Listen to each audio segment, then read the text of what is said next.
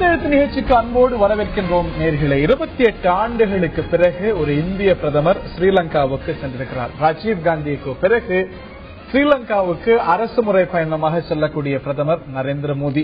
பல முக்கிய நிகழ்வுகள் ஸ்ரீலங்காவில் இந்த பயணத்தை ஒட்டி நடந்திருக்கின்றன. நாளை அவர் வடபகுதிக்கு, தமிழர்கள் வாழக்கூடிய பகுதிக்கு செல்ல இருக்கிறார். இன்று சிறிசேனாவோடு இணைந்து ஒரு ஜாயிண்ட் ஸ்டேட்மெண்ட் கொடுத்தார். பல்வேறு அரசியல் தலைவர்களை சந்தித்தார். ஸ்ரீலங்காவுடைய பிரதமரை சந்தித்தார். தமிழ் தேசிய கூட்டமைப்பை சேர்ந்த தலைவர்களை சந்தித்து வருகிறார். இலங்கையின் பாராளுமன்றத்தில் உரையாற்றியிருக்கிறார் நரேந்திர மோடி. அதுல முக்கியத்துவம் வாய்ந்த பல விஷயங்கள் இருக்கின்றன, கேள்விக்குரிய பல விஷயங்களும் இருக்கின்றன. விவாதிப்போம் இந்த பயணத்தை பற்றி. நிச்சயமாக வரலாற்று முக்கியத்துவம் வாய்ந்தது என்பதில் மாற்று கருத்தில்லை. ஏனென்றால் 28 ஆண்டுகளுக்கு பிறகு இந்திய பிரதமர் ஒருவர் அரசு முறை பயணமாக இலங்கைக்கு சென்றிருக்கிறார். ஆனால் என்ன தாக்கத்தை, என்ன மாற்றத்தை இது ஏற்படுத்த போகிறது? இரு நாட்டு உறவுகளில் நல்ல மாற்றங்கள் ஏற்படுமா, இல்ல அதே நிலைத்தான் நீடிக்குமா? பல கேள்விகள் எழுந்திருக்கின்றன. இதில் சில விஷயங்கள் நரேந்திர மோடியால் இதுவரை எழுப்பப்பட்டிருக்கின்றன. மீனவர் விவகாரத்தை பற்றி அவர் பேசியிருக்கிறார். 13வது சட்ட திருத்தத்தை, அதையும் தாண்டிய சுயாட்சியை எல்லாம் பற்றி பேசியிருக்கிறார். ஆனால் பேசாத பல விஷயங்களும் இருக்கின்றன. கேட்போம் அதையெல்லாம் பற்றி. இந்த விவாதத்தில் நம்முடைய பங்கேற்கிறார்கள் பாரதிய ஜனதாவுடைய மாநில பொருளாளர் திரு எஸ்.ஆர். சேகர் அவர்கள். நிகழ்ச்சிக்கு அன்போடு வரவேற்கின்றோம். மற்றும் விடுதலை சிறுத்தைகள் கட்சியுடைய செய்தி தொடர்பாளர் திரு வன்னியரசு அவர்கள் நிகழ்ச்சியில் நம்முடைய இணைகிறார். அவரை நிகழ்ச்சிக்கு அன்போடு வரவேற்கின்றோம். மற்றும் அரசியல் ஆய்வாளர் திரு சம்பந்தன் அவர்கள் நம்முடைய நிகழ்ச்சியில் இணைகிறார். இலங்கையில் நீண்ட காலம் பணியாற்றியவர் அவர். அவரை நிகழ்ச்சிக்கு அன்போடு வரவேற்கின்றோம். காங்கிரஸ் கட்சியுடைய மூத்த தலைவர் திரு கோபண்ணா அவர்களும், இலங்கையை சேர்ந்த இணை அமைச்சர் திரு வேலாயுதம் அவர்களும் இன்னும் சற்று நேரத்தில் நம்முடைய இணைய இருக்கிறார்கள். நான் திரு சேகர் கிட்ட தான் ஆரம்பிக்கணும்னு நினைக்கிறேன். மீனவர் பிரச்சனையை பேசி தீர்க்கணும், இது சார்ந்த பேச்சுவார்த்தைகள் நடைபெறணும். இது வந்து ஒரு ஹியூமானிட்டேரியன் விஷயம். இது புதிதாக இந்திய அரசாங்கம் சொல்லக்கூடிய வரிகள் அல்ல, தொடர்ந்து சொல்லி வரக்கூடிய வரிகள். இதை எழுப்பியிருக்கிறார். 13வது சட்ட திருத்தத்தில் இந்திய அரசுகளுடைய நிலை என்ன அப்படிங்கிறது தெரியும், அதையே சொல்லியிருக்கிறார். இவையெல்லாம் சொல்லப்பட்ட விஷயங்கள். மேலும் நிறைய விஷயங்கள் சொல்லியிருக்கிறார். இனப்படுகொலை பற்றியும் போர்க்குற்றங்கள் பற்றியும் இவையெல்லாம் சொல்வதற்கு சரியா இருக்காது அப்படின்னாலும் கூட, குறைந்தபட்சம் மனித உரிமை மீறல்கள், அக்கௌண்டபிலிட்டி, இது சார்ந்த எந்த விஷயத்தையுமே அவர் பேசல. அதாவது இந்த இலங்கையினுடைய பிரச்சனை இத்தனை ஆண்டுகள், 40 ஆண்டு கால பிரச்சனை, கிட்டத்தட்ட 27 ஆண்டுகளுக்கு பின்னால் தான் ஒரு இந்திய பிரதம அமைச்சர் அங்க போகிறார். அங்க வெறும் பொருளாதார ரீதியான உடன்படிக்கைகள் மட்டும் என்று சொன்னால் உடனே ஒரு 30-40 உடன்படிக்கை நேரம் கையெழுத்தாயிருக்கும். காரணம் அது ரொம்ப ஈஸியான விஷயம். Economical ECO is easier, but EGO ego சம்பந்தப்பட்ட பல பிரச்சனைகள், பல்லாண்டு காலமாக அங்க இருக்கக்கூடிய பிரச்சனைகள் பணம் சம்பந்தப்பட்டதுல மனம் சம்பந்தப்பட்டது. அதுல ஒரே இது சினிமா மாதிரி 2.5 மணி நேரத்தில் ஆகி கடைசி நேரத்தில் நான் மனம் திருந்தினேன் அப்படின்னு கிளைமேக்ஸ் சொல்லி நடக்கிறது அல்ல. இது பல்லாண்டு காலமா நடந்துட்டு வந்ததை சரி பண்ணுவதற்கு போயிருக்கிறார். அங்க பார்க்க வேண்டிய சூழ்நிலை என்னென்றால், அங்கேயும் ஒரு அரசு மாற்றம், இங்கேயும் ஒரு அரசு மாற்றம். அங்க நம்ம ஏற்றுக்கொள்கின்ற ஒரு சூழ்நிலையானது உருவாகி இருக்கிறது. எனவே இந்த சூழ்நிலையில அதை பயன்படுத்தி எப்படி நாம் முன்னுக்கு வர வேண்டும் என்பதை பார்க்கணும். பிரதமருடைய உரையில, பாராளுமன்ற உரை, கூட்டறிக்கை ரெண்டு தனியா எடுத்துக்கலாம். பாராளுமன்ற உரையில எக்கச்சக்கமான தமிழ் விஷயங்களை பேசியிருக்கிறார். கண்ணகி அங்கே தெய்வம் பற்றி பேசியிருக்கிறார், வேளாங்கண்ணி கோயிலை பத்தி பேசியிருக்கிறார், நாகூர் தர்காவை பத்தி பேசியிருக்கிறார். அதாவது முதல் முறையாக இந்தியாவினுடைய பிரதமர் இந்த கலாச்சார உறவுகள்லாம் அனைவரும் அறிந்த ஒரு விஷயம். நரேந்திர மோடி சொல்லியிருக்கிறார், அவையெல்லாம் இடம்பெறக்கூடாதுன்னு சொல்லல. ஆனா தொடர்ந்து இந்தியா கிட்ட தமிழ்நாடு சர்க்கார்ல இருந்து, இங்க இருக்கக்கூடிய அரசியல் கட்சிகள்ல இருந்து, அமைப்புகள்ல இருந்து வலியுறுத்தக்கூடிய ஒரு விஷயம், இந்த ஒரு இனப்படுகொலை ஒரு சர்வதேச விசாரணை வேணும்னு. அது இந்தியாவுடைய பொசிஷனா இல்லாம இருக்கலாம். Right, okay. நீங்க ஜீனோசைடுன்னு சொல்றது ஒரு தர்ம சங்கடத்தை அந்த ஒரு உறவுகளுக்கு ஏற்படுத்தலாம். மனித உரிமை போர்க்குற்றம் சொல்றது கூட ஏற்படுத்தலாம். எல்லாராலையும் ஏற்றுக்கொள்ளப்பட்டிருக்கக்கூடிய இந்த மனித உரிமை மீறல்களுக்கு இலங்கை மேலும் நடவடிக்கை எடுக்கணும் அப்படிங்கிற அந்த ஒரு வரி கூட இல்லை அப்படிங்கும்போது இந்த கேள்வி, அதாவது உங்களுடைய பிரியாரிட்டி தான் ஒரு பெரிய வீர வசனம் பேசக்கூடிய ஒரு சூப்பர் மேன் அப்படின்னு காமிக்கிறதுக்கு அந்த வசனத்தை மட்டும் பேசிட்டு திரும்பி வந்துடலாம். நரேந்திர மோடி ஒரு காங்கிரஸ் கட்சி ஒரு மென்மையான ஒரு டிப்ளமசியை கடைபிடித்தது, நாங்க ஒரு சிறப்பான டிப்ளமசியை, உறுதியான டிப்ளமசியை கடைபிடிப்போம்னு சொன்னது நீங்க. ஆக அந்த எதிர்பார்ப்பு ரொம்ப இயல்பானது இல்ல. அதாவது அங்கு காரியம் பெரிதா வீரியம் பெரிதா, அங்கு இருக்கக்கூடிய மக்களுக்கு நன்மை கிடைக்க சொல்றேன். பாரதிய ஜனதா கட்சி அங்க தீர்வை நோக்கி போய் கொண்டிருக்கிறது. ஒவ்வொரு விஷயத்திலும் தீர்வை நோக்கி போய்கிட்டு இருக்கிறது. அதாவது இந்தியாவிலே இருக்கக்கூடிய மாகாணங்களை நாங்கள் மதிக்கிறோம், இந்தியாவினுடைய பெடரல் சிஸ்டத்தை மதிக்கிறோம், மாநிலங்களுக்கு அதிக அதிகாரம் கொடுக்கிறோம் சொல்லி பார்லிமெண்ட் உரையில பேசி அங்கிருக்கக்கூடிய ப்ராவின்சஸ்க்கு நீங்கள் அதிகாரம் தர வேண்டும் என்று சொல்லி எங்க மாநிலங்களுக்கு நாங்க அதிக முக்கியத்துவம் கொடுக்கிறோம் சொல்றோம். உங்க மாநிலங்களுக்கு நீங்க உங்க மாகாணங்களுக்கு அதிகார பகிர்வு கொடுக்கணும் உரை இல்ல. அதாவது அப்படி வார்த்தைகளால வேறொரு நாட்டினுடைய பார்லிமெண்ட்ல போய் நாம அவர்களை குற்றம் சாட்ட முடியாது, மாறாக வரவழைக்க முடியும். மாகாணங்களுக்கான அதிகாரம் அப்படிங்கிறது இந்தோ ஸ்ரீலங்கா அக்கார்ட்ல இருக்கக்கூடிய விஷயம். 13வது சட்ட திருத்தத்துடைய ஒரு அங்கமாக இந்த ஒரு மாகாணங்களுக்கான அதிகாரங்கிறது இருக்கு. கூட இன்னொரு வரி சொல்லிருக்கலாம். இல்ல, மாகாணங்களுக்கான அதிகாரங்கள் பேச்சில தான் இருக்கு. ராஜபக்சே காலத்தில் இருந்தது இல்ல, அதற்கு முந்தின காலத்தில் இருந்தது. பல்வேறு காலமாக நம்ம அதை வந்து இன்சிஸ்ட் பண்ணிட்டு வரோம் இல்ல, அது நடக்கல இல்ல, அது நடக்க வேண்டும் என்பதை இப்போது வலியுறுத்தி இருக்கிறார். ரைட். நான் திரு சம்பந்தன் அவர்கள்ட்ட கேட்க விரும்புகிறேன், ஒரு பிராக்மேட்டிக்கா என்ன செய்ய முடியுமோ. 13வது சட்ட திருத்தம் பற்றி பேசப்பட்டிருக்கிறது. மீனவர் விவகாரம் அப்படிங்கிறது ஒரு மனிதநேயத்தோடு அணுகப்பட வேண்டிய ஒரு விஷயம் என்று சொல்லப்பட்டிருக்கிறது. முக்கியமான ஏரியாஸ எப்படி அணுக முடியுமோ, ஒரு பயலேட்டரல் டைஸ்க்கு உட்பட்டு எப்படி அணுக முடியுமோ அவை அணுகப்பட்டிருக்கிறது அப்படின்னு விளக்கம் கொடுக்கப்படுறது ஏற்புடையதா? இதுல நம்ம வந்து முதல்ல வந்து பிரதமர் நரேந்திர மோடியோட அயல்நாட்டு பயணத்தை ஒரு கான்டெக்ட்ல இருக்கணும். இந்த கான்டெக்ட் என்னன்னா, இந்தியன் ஓஷன்ல இருக்கிற மேரிடைம் செக்யூரிட்டி இன்வால்வ் ஆன இடங்கள்லாம் போயிட்டு வந்திருக்காரு. So you place it in that context. அந்த கான்டெக்ட் வச்சுட்டு அதுக்கப்புறம் you fill in the other details. So அதுல வர ஒரு இம்பார்ட்டன்ட் டீடைல் வந்து நீங்க சொன்ன மாதிரி வரலாற்று ரீதியான முக்கியத்துவமான இலங்கைக்கு இந்திய அதிபர் எக்ஸ்க்ளூசிவ்லி அந்த பைலாட்ரல் விசிட் போயிருக்குது. மற்ற சமிட்ல போகும்போது பைலாட்ரல் சைட் பை சைட் நடக்குது. அது தவிர இது போலதான் ஒரு முக்கியத்துவம் இருக்கு. இதுல முக்கியத்துவம் என்னன்னா, நீங்க இப்போ வந்து ஒரு you can look at bilateral relations in a unifocal manner or in a multifocal manner.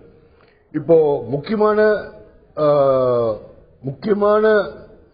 1987க்கு பிறகு முக்கியமான நிகழ்வுகள் என்னென்ன நடந்திருக்கு, அதோட பிரதிபலிப்புல இந்திய பிரதமர்கள் போகாததுக்கு காரணம் என்ன, போறதுக்கு காரணம் என்ன, அது பார்க்கும்போது இந்திய பிரதமர் அங்க போயிருக்கிறது வந்து it is a very symbolic, irrespective of who the prime minister is, irrespective of party terms, ஒரு prime minister விசிட் ஒரு முக்கியத்துவமானது. அதுல ஒரு சிக்னல் என்னன்னா, டிப்ளமேசியில சொல்றது பாதி, சொல்லாதது பாதி. இப்போ இந்த ஸ்டேட்மெண்ட் இருக்கு, ரெண்டு பக்கம் ஸ்டேட்மெண்ட் கொடுத்திருக்காங்க. அது வந்து தமிழர்களுடைய பத்தி, we stand with you in your efforts to build a future that accommodates the aspirations of all sections of society, including the Tamils. இது வந்து இது பாத்தீங்கன்னா, காங்கிரஸ் அரசாங்கமாக இருக்கட்டும், இந்திய அரசாங்கமாக இருக்கட்டும், எந்த அரசாங்கம் இது இருக்கும், எல்லாருக்கும் இது ஒரு காலத்துல இதை வந்து தூக்கத்தில் கூட மக்கள் சொல்லுவாங்க, இது இருக்கும் அந்த line length. We believe that early and full implementation of 13th Amendment and going beyond it would contribute to this process. இது ஒரு பக்கம் இருக்கும்போது மனித உரிமை பற்றி கேட்டிருக்காங்க. இப்போ இதுல இல்லாததுனால மனித உரிமை மீறல் பற்றி பேசவே இல்லைன்னு நம்மளால அசியூம் பண்ணிக்க முடியாது. There are so many things which take place and final decisionல ஒரு இது வரும். ஸ்டேட்மெண்ட் இல்ல அப்படிங்கறதுனால அது எழுப்பப்பட்டிருக்காது, பேசப்பட்டிருக்காது,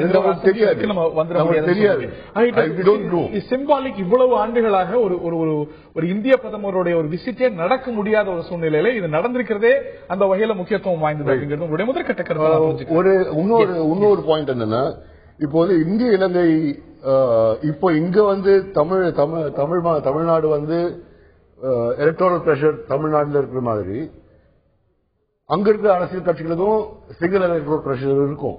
பார்லிமெண்ட் எலெக்ஷன் வருது, அந்த எலக்ட்ரல் பிரஷர் இருக்குது கண்டிப்பா. இப்போ வந்து இத்தனை மாநிலங்கள்ல ஒரு மாநிலத்தோட எலக்ட்ரல் பிரஷர் எப்படின்னா, ஒரே நாட்டில் 2 மொழிகள் பேசும் மக்கள்ல அதிகபட்சமான மொழி பேசும் மக்களோட பிரஷர் எந்த மாதிரி இருக்கும் நீங்க யோசிச்சு பார்க்க வேண்டியது. ரைட். நான் திரு வன்னியரசு அவர்கள்ட்ட தான் கேட்க விரும்புகின்றேன். மீனவர் விவகாரத்தை பற்றி எழுப்புவாரா? 13வது சட்ட திருத்தத்தெல்லாம் சிறிசேனாவுடைய வருகையின் போது எழுப்பலையே, மாகாண தமிழர்களை பற்றியே ஒரு குறிப்பீடு இல்லையே அப்படின்னு இதே போல சிறிசேனாவுடைய இந்திய வருகை பற்றி விவாதிக்கும் பொழுது நீங்க வருத்தம் தெரிவிச்சீங்க. ஆனால் மோடி அங்க சென்றிருக்கும் பொழுது எவையெல்லாம் எழுப்பப்படலைன்னீங்களோ அதுல சில முக்கியமான பகுதிகள் எழுப்பப்பட்டிருக்கின்றன. சில எழுப்பப்படலன்னு உங்களுக்கு நிச்சயமாக ஒரு கோரிக்கையும் வருத்தமும் இருக்கவே செய்யும். 13வது சட்ட திருத்தம் பற்றி, மீனவர் விவகாரம் பற்றி, தமிழர்களை உள்ளடக்கிய ஒரு அரசியல் தீர்வு பற்றி எல்லாம் பேசப்பட்டிருக்கிறது. இவையெல்லாம் ஒன் ஸ்டெப் பாராட்டப்பட வேண்டிய விஷயமா நீங்க பாக்கலையா? இல்ல, இந்தியாவினுடைய பிரதமர் மோடி அவர்கள் இலங்கைக்கு சென்றிருப்பதற்கான அந்த காலகட்டம்ங்கிறது ரொம்ப முக்கியமானது. என்னன்னா 2009 முள்ளிவாய்க்கால் போர் முடிந்த பிறகு அங்க இருக்கிற அந்த அவலங்கள், அந்த ரத்தம் தோய்ந்த அந்த நிலத்தில் இந்தியாவினுடைய பிரதமராக இருக்கக்கூடியவர் இந்த தெற்காசியாவிலே தன்னை ஒரு வல்லரசு நாடாக தன்னை நிறுவ முயன்று கொண்டிருக்கிற ஒரு நாட்டினுடைய பிரதமர் அங்கு செல்கிறார். சென்ற உடனே முதலில் போனவுட வழக்கமா எல்லா நாடுகளுக்கும் எப்படி சுற்றுப்பயணம், இப்ப மொரீசியஸ்ல போய் இறங்கி 5:25 போய் இறங்குறாரு. இறங்கணும்னா அங்க போய் பாக்குறாங்க. அதுக்கான அந்த சடங்கு சம்பிரதாயங்கள்லாம் முடிந்து அவரு அந்த 4 ஒப்பந்தங்கள் உடனே அவர் போடுறாங்க. என்னன்னா, நான் இதுல என்ன எங்களுடைய கருத்து என்னன்னா, முதல்ல ஒரு நாட்டினுடைய பிரதமர் இருக்கக்கூடியவர், நாட்டினுடைய பிரதமர் இருக்கக்கூடிய பாதிக்கப்பட்ட பகுதியில் அவர் முதலில் சென்று அந்த பகுதியில் உள்ள மக்களை சந்தித்து அவர்களுடைய கோரிக்கைகள், அவர்களுடைய தேவைகள், அவருடைய என்ன வேண்டுதல் இதெல்லாம் மனதில் வைத்து இதெல்லாம் கோரிக்கையாக அவர் ஏற்றுக்கொண்டு அதற்கு பிறகு அவர் பாராளுமன்றத்தில் பேசியிருக்க வேண்டும். நாளை இது ஒரு முக்கியமான கோரிக்கையாக இருக்கிறது. அதை செய்யவே செய்யறாரு இல்ல. இப்ப ஒரு இல்ல நான் எடுத்தோன்னே உதாரணத்துக்கு சிறிசேனா நாளைக்கு போறாரு,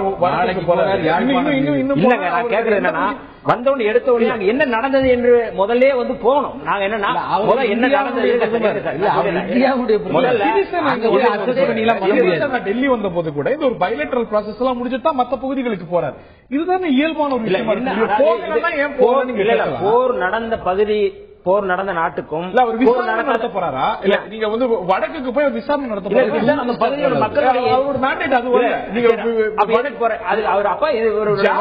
போய் நிலைமையை பார்க்க போறாரே தவிர ஒரு விசாரணை செஞ்சு அடுத்த நாள் விசாரணை அறிக்கை தாக்கல் செய்வது பிரதமருடைய மாண்டேட்டா?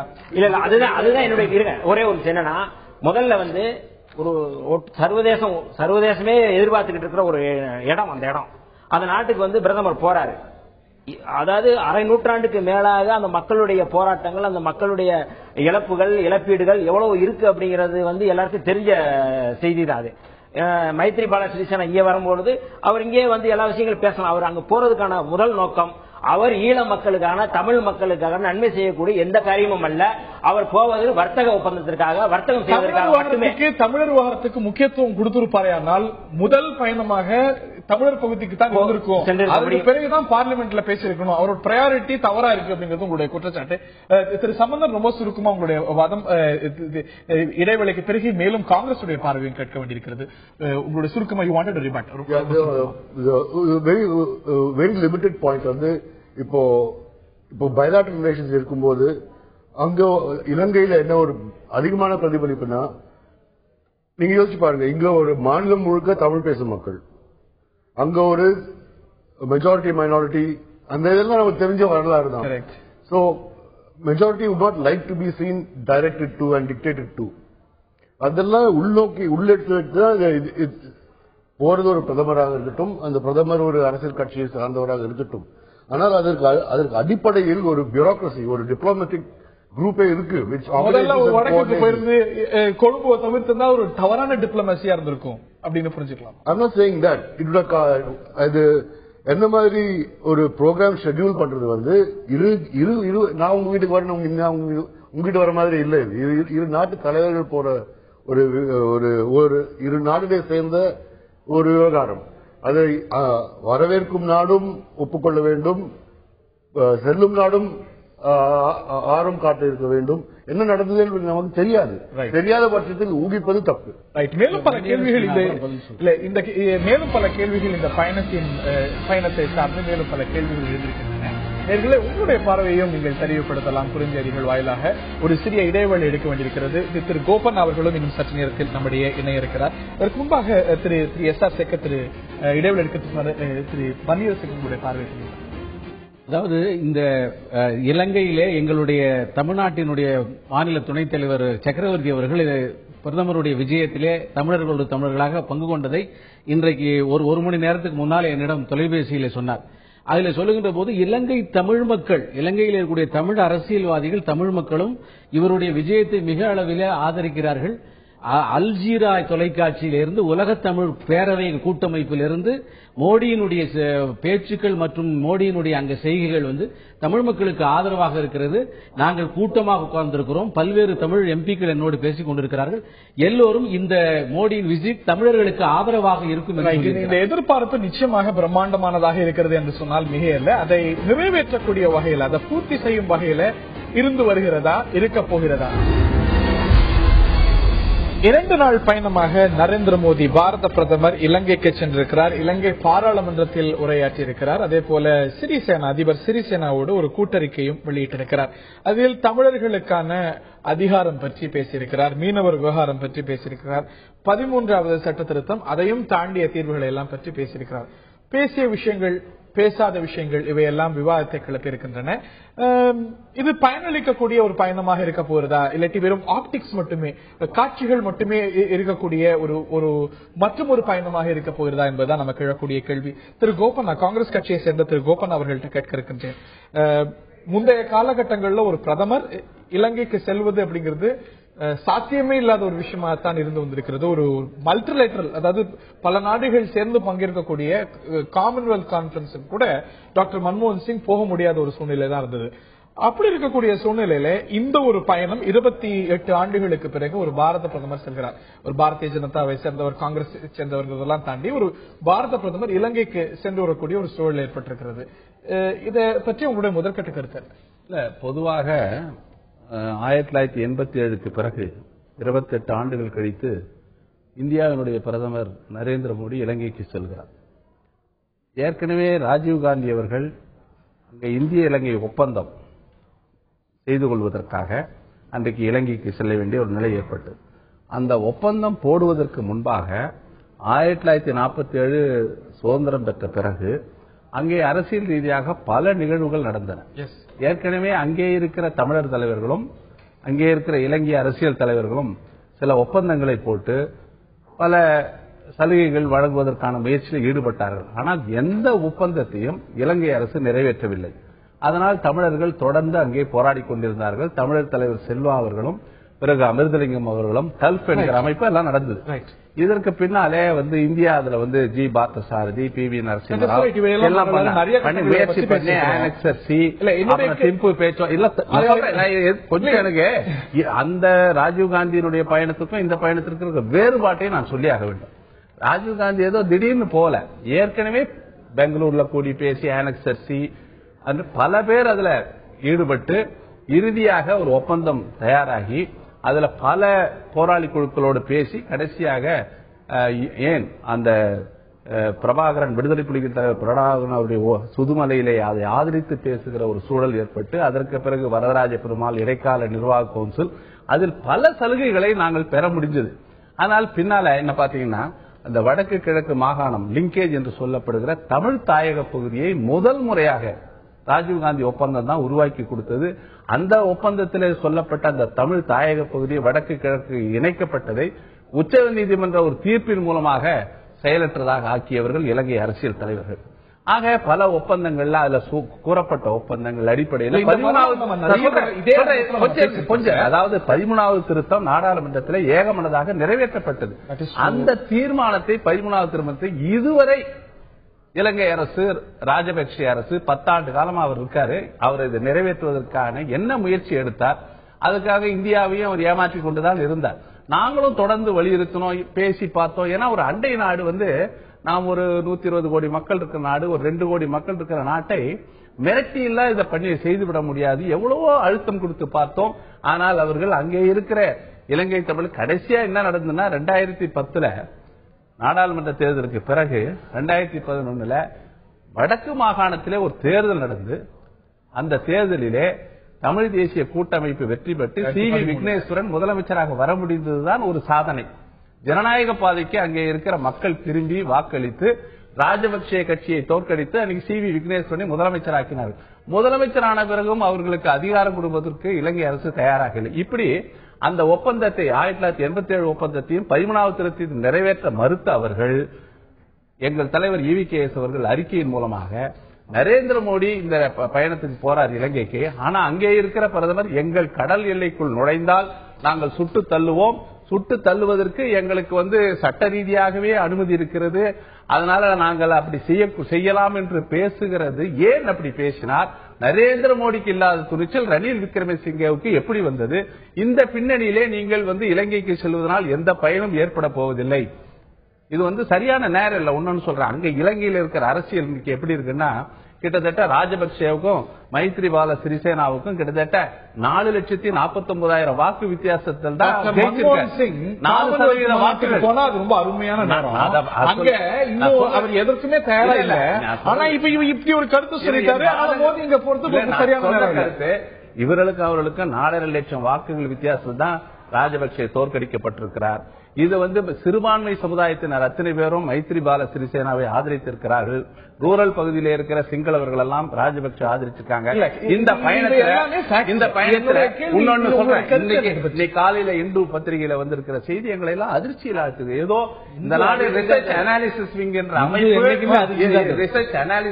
என்ற அமைப்பு சதி செய்து என்னை தோற்கடிப்பதற்கு முயற்சி செய்து எதிர்க்கட்சி தலைவர்களை எல்லாம் பேசி பொது வேட்பாளர் நிறுத்துவதற்கு சதி செய்துன்னு ஒரு நாட்டினுடைய பிரதமர் அங்கே இருக்கிற போது அந்த நாட்டின் முன்னாள் பிரதமர் பேசுகிறார், அவரை நாளை சந்திக்க போகிறார் என்று சொன்னால் இதை விட ஒரு அவமானம் இந்த நாட்டுக்கும் தமிழ் மக்களுக்கும் இருக்கவே முடியாது. டாக்டர் மன்மோகன் சிங் அவரை சந்திக்கலையா? அது வேற. இந்த மாதிரி பேட்டி எப்படி கொடுத்தாரு? அது வேற. இந்த பேட்டி எப்படி கொடுக்கலாம்? இல்ல இப்ப ராஜபக்சா இவங்க எல்லாரும் இந்த நாட்டினுடைய உளவுத்துறை அமைப்பு தான் என்னை தோற்கடித்தது என்று சொன்னால் அதை கண்டிக்க வேண்டாம். அந்த சதி டாக்டர் மன்மோகன் சிங் காலத்துல ஆரம்பிச்சதுங்கிறாரு. அதாவது கோபண்ணா அவர்கள் சரித்திரம் சொன்னார், வரிசையா சரித்திரத்தையே சொல்லிட்டு வந்தார். ஏன்னு கேட்டா அவருக்கு வேற சொல்வதற்கு ஒண்ணும் இல்ல. 10 ஆண்டு காலமாக ஒண்ணுமே செய்யாத காங்கிரஸ் அரசு 10 ஆண்டுக்கு பின்னால மோடி போனது சரியான நேரம் இல்லையா? இப்போதுதான் அங்க சரியான நேரம் வந்திருக்கிறது. இதனால் அப்ப சரியான நேரம் இப்ப இல்லன்னா என்னைக்கு வந்துச்சு? ஏற்கனவே சரியான நேரம் இருந்து இவங்க செஞ்சிருக்க சரியான நேரமே வச்சுப்போம். ஆக மோடி போய் அங்கு பல்வேறு தரப்பு மக்களோடு பேசி அரசை தன்னுடைய கைக்குள்ளே கொண்டு வந்து எல்லா விதமான தீர்ப்புகளையும் கொண்டு வருவதை ஜெரிக்க முடியாதவர்கள், ஏற்றுக்கொள்ள முடியாதவர்கள் தொடர்ந்து அக்யூஸ் பண்ணுகிறார்கள். ஆக எங்கேயாவது இந்த இலங்கை பிரச்சனை தீர்ந்து விடுமோ, இவர்களுக்கு பேசுவதற்கு வேற வாய்ப்பு இல்லாமல் போய்விடுமோ என்கின்ற காரணத்தினாலே பேசப்படுகிறது. அவர் இன்னொரு விஷயம் சொல்லிடுறேன். இந்த இந்து பத்திரிகையில காலையில மிக கரிசனமாக இந்தியாவினுடைய அரசியல மிக கரிசனமாக இருக்கிற பத்திரிகை இது. ஆகவே நான் சொல்ல மேற்கோள் காட்டி காண்பித்ததால் சொல்ல வேண்டிய கட்டாயம். ஆகவே அவர்கள் அங்க ஏற்பாடு பண்ணியது கவிழ்த்தது அவர் ஒரு பிரதமர் இருக்கின்ற போது செய்யலாமா? பிரதமர் இருக்கின்ற போது அங்கு பேச்சுவார்த்தைக்கு போவதை தடுப்பதற்கு புது புது காரணங்களை கண்டுபிடித்துக் கொண்டிருக்கிறார்கள். இல்ல அந்த கருத்து உங்களுக்கு ஏற்பா இல்லாட்டி? ஏன்னா அவர் சொல்லியிருக்கிறவர் சாதாரணமானவர்ல, அந்த நாட்டுடைய அதிபராக இருந்திருப்பவர், இந்த இந்திய நாட்டுடைய உளவு அமைப்பு என்னை தோற்கடிக்க முயன்றது அப்படின்னு ஒரு அதிபர் தோல்விக்கு காரணமாக, தன்னுடைய தோல்விக்கு காரணமாக அவருடைய ஒப்பாரி என்றுதான் எடுத்துக்க முடியலன்னா, இதே அரங்கத்துல இந்த இலங்கையில் ஏற்பட்ட ஆட்சி மாற்றத்துக்கு இந்தியா காரணமானது நீங்க பெருமை பேசிருக்கீங்க. பாரதிய ஜனதா பெருமை. இலங்கையில் ஏற்பட்ட ஆட்சி மாற்றத்தை நமக்கு சாதகமாக செய்வதற்காக இதற்கான ஆட்சி மாற்றத்துக்கான முயற்சியை நாங்க செஞ்சோம். இதே அரங்கத்துல நீங்க சொல்ல இலங்கையை சேர்ந்தவங்க அப்படி இல்ல அப்படிங்கிறாங்க. இன்னைக்கு அவர் சொல்லும் போது ராஜபக்சேவுடைய சதிங்கிறீங்க, அவர் புலம்புறாரு அப்படிங்கிறீங்க. புலம்புறான்னு சொல்ற சதின்னு சொல்லலையே, நம்ம புலம்புறான்னு சொல்றோம். தோற்றவர்கள் சாதாரணமாக தந்தி தொலைக்காட்சியில ரணில் விக்ரமசிங்கே பேட்டி நீங்க தான் எடுத்தீங்க. இந்திய மீனவர்கள் எல்லை தாண்டி வந்தால் நாங்கள் சுட்டுக் கொள்வோம் என்று அவர் வெளிப்படையா அவர் ஒரு நாட்டினுடைய பிரதமராக இருக்கிற சொல்றாரு. நாங்க என்ன இருக்கிறோம், அது இந்திய மீனவர்களை சுட்டுக் கொள்வது அப்படிங்கிறது வெறும் தமிழ் மீனவர்களை அவங்க எச்சரிக்கல, இந்தியாவை எச்சரிக்கிற ஒரு தருணமா தான் நான் பாக்குறது. இந்தியாவை நாங்கள் எச்சரிக்கிறோங்கிறது அது இல்லை. அப்ப இப்படிப்பட்ட ஒரு சூழல்ல இந்த நாட்டினுடைய பிரதமர் அங்க போய் அங்க என்ன பேசுறாரு? 2 நாடுகளும் நாங்க இலங்கை நாடு எங்களுக்கு நட்பு நாடு தான். திரும்ப திரும்ப சொல்றா 700க்கும் மேற்பட்ட மீனவர்கள் சுட்டுக் கொல்லப்பட்டிருக்கிறாங்க. நாங்க சுடுவோம். என்ன நடவடிக்கை என்ன? இந்தியா எதுக்காக அங்க இந்தியாவுக்கு எதற்கு கப்பற்படை இருக்கு? எதுக்காக அங்கே சுத்தி கொண்டிருக்குது? கடந்த 28ஆம் தேதி நான் கச்சத்தீவுக்கு போகும்பொழுது முழுமையாக மிக மிக மோசமாக இந்திய அதிகாரிகள், இந்திய கடற்படை மிக மோசமாக இந்தியர்களை, அதாவது நாங்க போன கச்சத்தீவுக்கு போன அந்த புனித அந்தோனியார் கோவிலுக்கு போன அவ்வளவு பேரையும் மிக மோசமாக, அதாவது கடற்கொள்ளையர்களை விட மோசமாக அந்த போட்டுக்குள்ளேயே நிறுத்தி கையை தூக்க வைத்து ஒருவராக வரிசையாக வர வைத்து செய்தார்கள். இதுல என்ன, இது ஏன் இதை சொல்றேன்னா, கடற்படை, இந்திய கடற்படை என்பது ஒரு செயலற்ற தன்மை. இதெல்லாம் சொல்ல இந்தியாவுக்கும் இலங்கைக்கான போக்குவரத்து வேற இதில் நடத்த போறாங்களா? இலங்கை தொடர்ச்சியாக இந்திய மீனவர்களை நேற்றைய கூட வந்து அடித்து விரட்டி இருக்கிறார்கள். அப்படி என்றால் எப்படி அது இலங்கை எப்படி நட்பு நாடாக அமையும் என்பதை அங்கே அவர் வந்து கொஞ்சம் கூட கண்டிக்கவே இல்லை. அதாவது ரணில் விக்ரமசிங்கே இப்படி பேசியது குறித்து சுஷ்மா ஸ்வராஜ் ஒன்னும் ரணில் விக்ரமசிங்கே இல்லங்க, சுஷ்மா ஸ்வராஜ் ரணில் விக்ரமசிங்கே பதில் சொல்லியிருக்கிறார்.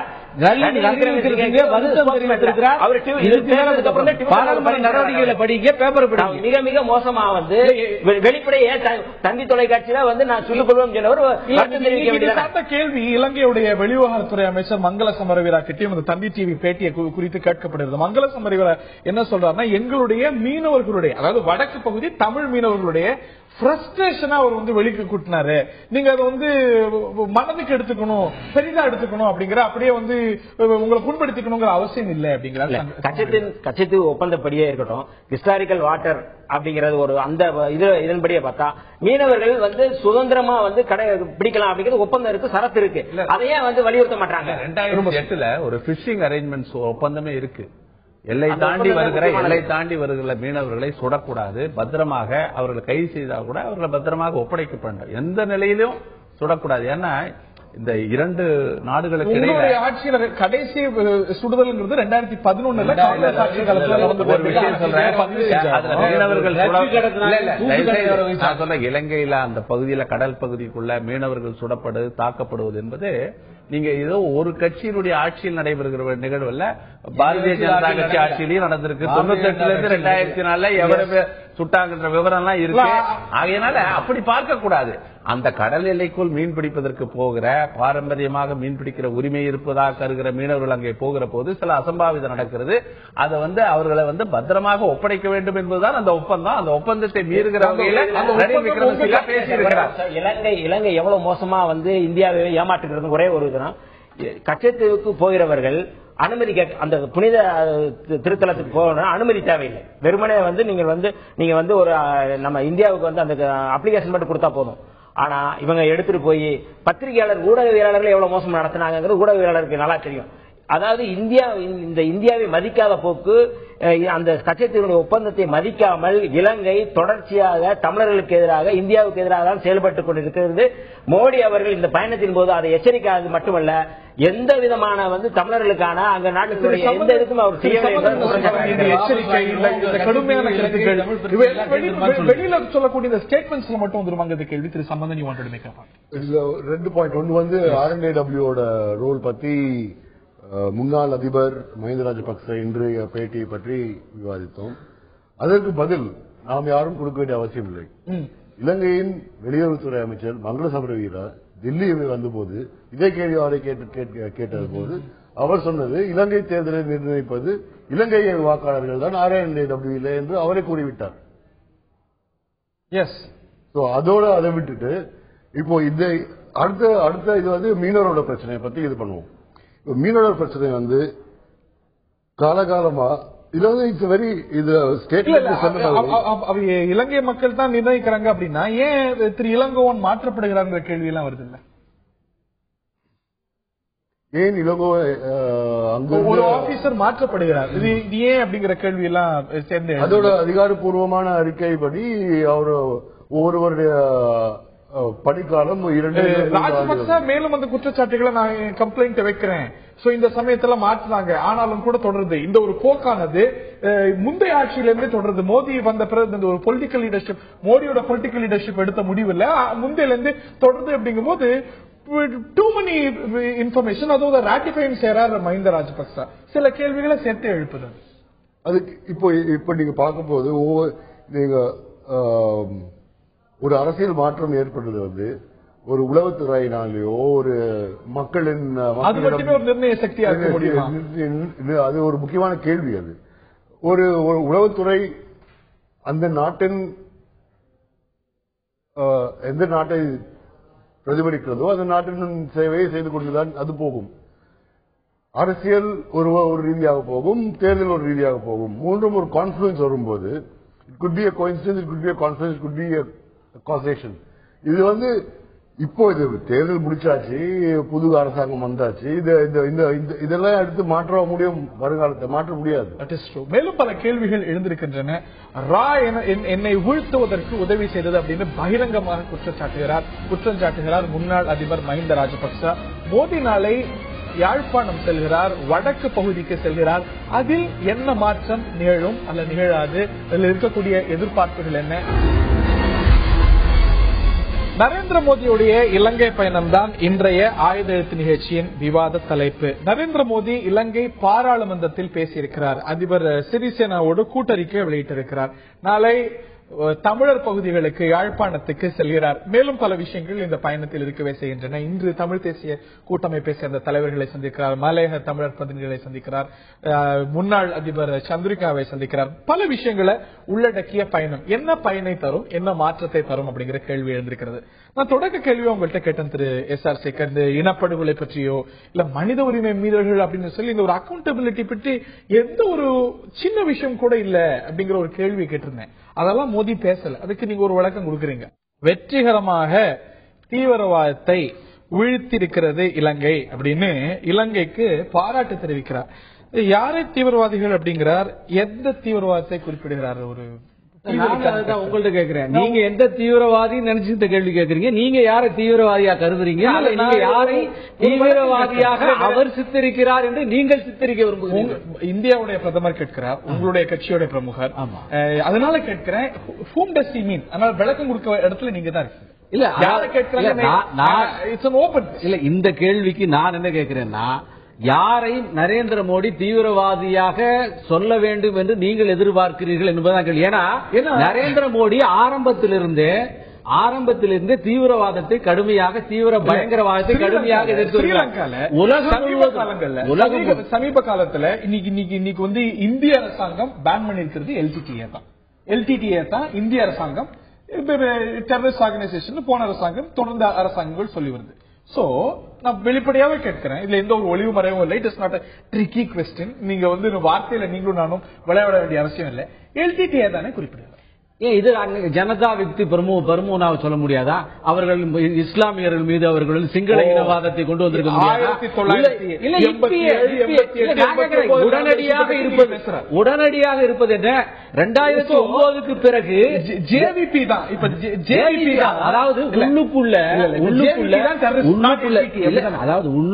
அதாவது மறுபடியும் நீங்க உங்களுடைய கருத்தை எம்எல்ஏ தெரிவிக்கிறீங்க. நான் கேட்கிறேன், அங்க உள்ளுக்குள்ள சிங்களவர்களுக்கும் இஸ்லாமியர்களுக்கும் தமிழர்களுக்கும் இடையே ஒருத்தருக்கு ஒருத்தர் இனவாதத்தை தூண்டுகின்ற அமைப்புகள் இருப்பதாக சொல்லி அவைகள் இந்த தேர்தலில் கூட நீங்க அந்த சொல்லக்கூடிய அந்த இனவாத குற்றச்சாட்டுகள் இன்னைக்கும் தொடர்கின்றன. பொதுபால சேனா இப்படி செய்யுது, இன்னைக்கு இஸ்லாமியர்கள் மீது தாக்குதல் நடக்குது தொடருது.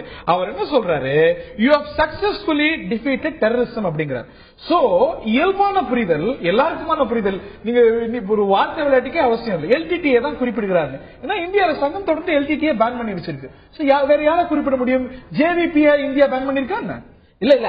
ஆக இந்த கேள்வியின் மூலம் தமிழக எல்டிடி தீவிரவாத அமைப்பாக நரேந்திர மோடி சொல்லிவிட்டார் என்று சொல்லி அதன் மூலமாக ஒரு வாரம் 10 நாளைக்கு ஒரு பெரிய பிரச்சனைகளை உருவாக்கி வாதங்களை தொடரலாம் என்று நீங்க நினைக்கிறீங்க? குழப்பத்துக்கு இந்திய சர்க்கார் என்ன நிலைப்பாடு எடுக்குது? எல்டிடி தீவிரவாத அமைப்பாக கருதல் அப்படின்னா கருதலன்னு சொல்லுங்க. கருதினால்தான் பேன் பண்ணிருக்கு. இந்தியாவில காங்கிரஸ் ஆட்சி காலத்திலிருந்து அதுக்கு முந்தின ஆட்சி காலத்திலிருந்து இப்ப இருக்கின்ற வரை எல்டிடி தடை செய்யப்பட்ட அமைப்பு. அதற்கு காரணம் இந்தியாவுடைய பிரதமரை போன்ற ஒரு இயக்கம் அது. அதனால குறிப்பிடப்பட்ட இயக்கம். அதனால எந்த மாற்று கருத்தும் இல்ல. இலங்கையை பொறுத்த மட்டும் இலங்கை அரசு தமிழ் சிங்கள இடையே ஏற்பட்ட இனவாத அரசியல், அந்த இனவாதம் வீழ்த்தப்பட்டிருக்கா? இனவாத அரசியல் நடந்தது. அந்த இனவாத அரசியலை அவர்கள் வீழ்த்தி இருக்கிறார்கள் என்று அவர் சொன்னால் அதுல எந்த விதத்திலும் தப்பு இல்லையே. அவர்கள் அந்த நாட்டு மக்களுக்கு அவர் வந்து இனவாதம் விழுந்திருக்குன்னு சொல்லல. You have successfully defeated terrorism அப்படிங்க ஒரு இயல்பான புரிதல் LTTE தான் குறிப்பிடுறாரு. ஏன்னா இப்ப JVP இல்ல, JVP has come to the mainstream. நீங்க யார மனசுல நினைச்சீங்களோ அதை வச்சுங்க. யாரு வேணாலும் மனசுல வச்சுங்க. ஏன்னா இந்த விவாதத்துல நரேந்திர மோடிக்கு இப்படிப்பட்ட இன்னும் ஒரு கொஞ்ச காலத்துக்கு அரசியல் ஏதோ ஒரு விவாதத்தை நடத்த வேண்டும் என்ற நோக்கத்துல நீங்க இந்த விஷயத்துக்கு அந்த கேள்வி கேட்கிறேன். நீங்க வந்து நீங்க எதனால கேட்கறீங்க, இது நீங்க இதனால கேட்கறீங்களோ? என்னுடைய புரிதல் ஒரு கேள்வி, என்னுடைய புரிதல் இலங்கையிலே இலங்கை மக்களுக்கு எதிராக, இலங்கையிலே இருக்கிற அனைத்து மக்களுக்கு எதிராக உள்ளுக்குள்ளே நடந்த தீவிரவாதம் யாரோ அவரே இவர் சொல்லி இருக்கிறார். அது யார் என்று புரிதலுக்காக கேட்கிறேன். அது LTTயா இல்லையா? அங்க வந்து ஜனதா விக்தி பெருமுனா சொல்லுகிறார்கள், முஸ்லீம் அமைப்புகளே சிலரை சொல்லுகிறார்கள், தமிழ் அமைப்பிலும் சிலரை சொல்லுகிறார்கள். இப்படி மாறி மாறி அவர்களுக்குள்ளேயே கொண்டிருக்கிறார்கள். அதாவது இந்த கருத்து குழப்பம், சிந்தனை குழப்பம் என்பது பாஜகவுக்கு அதிகமாகவே உண்டு.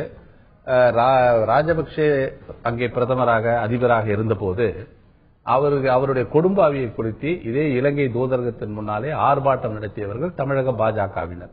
அதே ராஜபக்சேவை வந்து அவருக்கு சிவப்பு கம்பளம் விரித்து அவர் வந்தால்தான் பதவி ஏற்பு விழாவே நடக்கும் என்கிற வகையிலாம் செஞ்சாங்க.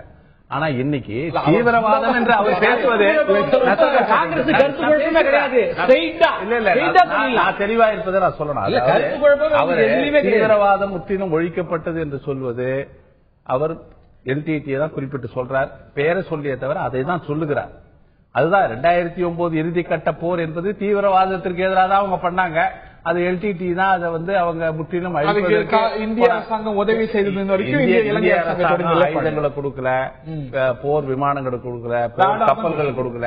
ரேடார் கொடுத்தோம். இவரு பிரணாப் முகர்ஜியே மாநிலங்களவையில் ஒத்துக்கொண்டார். ஆயுதங்கள் வழங்கலன்னு சொன்னாரு. அப்படி ஆயுதம் வழங்குவதாக பாஜக குற்றம் சாட்டினால் இன்றைக்கு ஆட்சி அவர் கையில் இருக்கு. அதற்கான ஆதாரத்தை டிஃபென்ஸ் மினிஸ்டர் இன்னொரு கேள்வி கேட்கிறோம். இதெல்லாம் இவ்வளவு கூடமா சொல்றாருல, இப்படியும் புரிஞ்சுக்கலாம். அதே போல நீங்க வந்து தமிழர்களை வந்து இப்ப வந்து நிறைய பேர் மிஸ்ஸிங் பர்சன்ஸ் இருக்கிறாங்க, இவ்வளவு பேர் இறந்திருக்காங்க. இன்னும் ரணில் விக்ரமசிங்கே கூட கணிசமானவர்கள், ஆயிரக்கணக்கானவர்கள் இறந்திருக்காங்க. அது 5000 40,000 அவருக்கு குழப்பம். அது ஏத்துக்கிறதுல இலங்கை அரசாங்கத்துக்கு ஒரு தெளிவு இல்லைனாலும் கூட இவ்வளவு பேர் ஒரு மரணங்கள் நடந்திருக்கின்றன, காணாமல் போயிருக்கிறாங்க, படுகொலை நடந்திருக்கிறது. படுகொலை இனப்படுகொலை அப்படின்னு ஒரு கூற்று மனித உரிமை, குறைஞ்சபட்ச மனித உரிமை மீறல் மென்ஷன் பண்ணிருக்கலாம். இல்ல அவற்றை பற்றி மென்ஷன் பண்ணாத அவர் தீவிரவாதத்தை இலங்கை ஒழித்திருக்கிறது அப்படின்னு அதை வந்து யார வேணா குறிப்பிடுது அப்படின்னு ஒரு வழக்கம் கொடுக்குறீங்க. அதை குறிப்பிடுறவர் இதே போல இந்த ஒரு மனித உரிமை மீறல்களும் பற்றி ஏன் குறிப்பிடல? நான் திரும்பவும் சொல்கிறேன். அதாவது 40 ஆண்டு கால இந்த மிகப்பெரிய கிரைசிஸ் வந்து முடிவுக்கு வருவதற்கான ஒரு காலம் நெருங்கிவிட்டது. ஆட்சி மாற்றம் அங்கேயும் ஏற்பட்டிருக்கு, இங்கேயும் ஏற்பட்டிருக்கிறது. அங்க தமிழர்களுக்கு இம்மீடியட் பிரியாரிட்டி என்ன?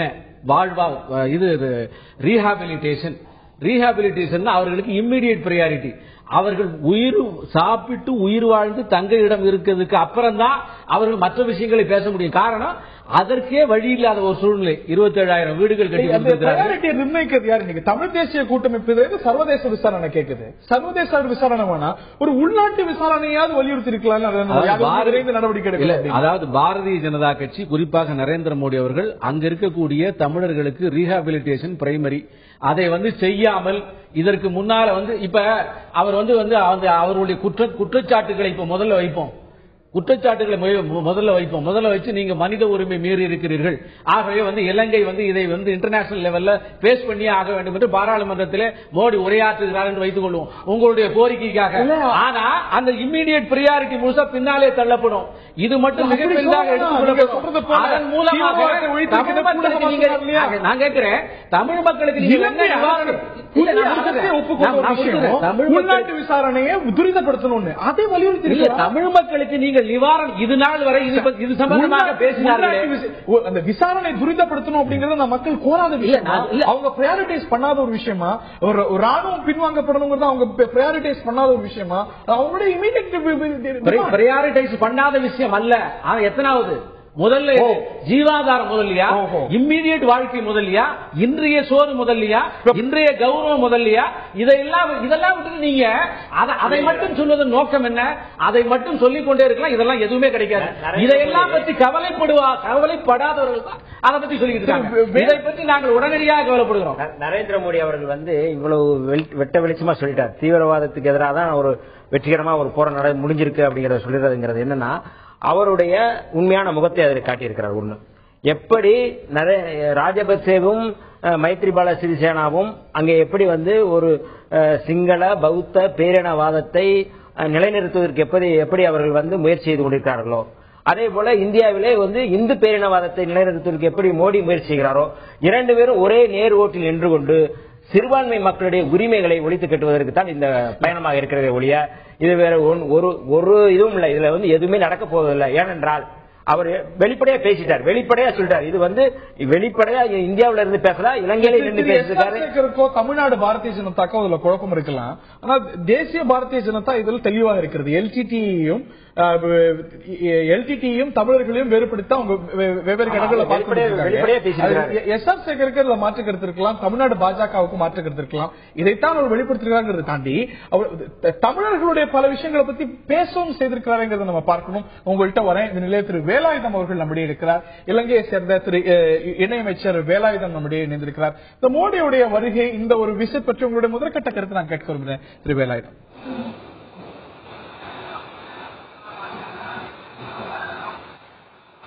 திரு வேலாயுதம், நீங்க அழைப்பில் இருக்கீங்கன்னு நான் புரிஞ்சுக்கிறேன். பாரத பிரதமர் நரேந்திர மோடி இலங்கைக்கு வந்திருக்கிறார். இந்த விஜயம் பற்றி உங்களுடைய முதற்கட்ட கருத்துக்கள் அமைச்சர். இந்திய பிரதமர் மாண்புமிகு நரேந்திர மோடி அவர்கள் 27 வருடத்திற்கு பிறகு இந்தியாவில் இருந்து வந்த ஒரு அரச விருந்தாளி ஆவார். இவர் இலங்கைக்கு வந்ததன் ஊடாக இரு நாடுகளுக்கும் இடையிலே இருக்கின்ற இந்த நல்லுறவு மேலும் பலப்படுத்தக்கூடிய ரீதியில் இடம்பெறும் என்று எல்லோரும் நம்பிக்கை. இந்திய பிரதமர் வந்த பொழுது அவருக்கு அமோக இந்த ஜனாதிபதி பாராளுமன்ற உறுப்பினர்களுக்கு மத்தியிலே ஒரு நீண்ட சரித்திர முக்கியத்துவம் வாய்ந்த உரையை நிகழ்த்தினார். இந்த நாட்டு இலங்கைக்கும் இந்தியாவுக்கும் இடையில் இருக்கின்ற உறவு முறை மிகவும் அழுத்தமான முறையில் வெளிப்படுத்தியதோடு இந்தியா இலங்கையோடு நெருக்கமான நட்புறவை கொள்ள விரும்புகின்றது. இந்த இரண்டு நாடுகளும் நட்புறவோடு இருந்தால் மாத்திரம்தான் எதிர்காலத்திலே ஒரு பலமிக்க இந்த பிராந்தியத்தில் ஒரு பலமிக்க நாடாக திகழ முடியும் என்பதோடு இன்னும் ஒரு நல்ல செய்தியும் கூறினார். இலங்கையிலிருந்து இந்தியா வருகின்றவர்கள் முன்கூட்டியே பயண விசாவை பெறுவதற்கு பதிலாக அந்த நாட்டின் மண்ணில் காலடி வைத்ததன் பிறகு அங்கு பெற்றுக் கொள்ளக்கூடிய வாய்ப்பு முதல் முறையாக வழங்கப்பட்டிருக்கின்றது. நாளை அவர் வடகிழக்கு பகுதிக்கு மன்னாருக்கு பகுதிக்கு விஜயம் செய்கின்றார். அதே நேரத்தில் நாங்கள் பெரும்பாலும் எதிர்பார்த்தோம் மலையக மண்ணிற்கும் அவர் வருவார் என்று. ஏனெனில் மலையகத்திலே வாழுகின்ற இந்தியா வம்சாவளி தமிழர்களுடைய நிலையை அறிந்து அவர்களுடைய எதிர்கால முன்னேற்றத்திற்கு அவருடைய வருகை மிகவும் பிரயோஜனமானதாக அமைந்திருக்கும் என்று எதிர்பார்த்தோம். ஆனால் அவருடைய 2 நாள் குறுகிய கால பயணத்தினால் இம்முறை வர முடியவில்லை என்பதை தூதுவர் ஆலயங்கள் தெரிவித்திருக்கின்றன. இருப்பினும் அவருடைய உரையில் நாங்கள் எல்லோரும் அதிகமாக எதிர்பார்த்தோம் மலையக மக்களுடைய வாழ்வாதார இந்த முன்னேற்றம் சம்பந்தமான சில கருத்துக்கள் முன்வைக்கப்படும் என்று. ஆனால் இந்திய வம்சாவளி தமிழர்கள் சம்பந்தமாக எந்த விதமான கருத்துக்களும் அங்கு முன்வைக்கப்படவில்லை. அது பலர் மத்தியிலே ஒரு ஏமாற்றத்தையும் ஏற்படுத்தி இருக்கின்றது.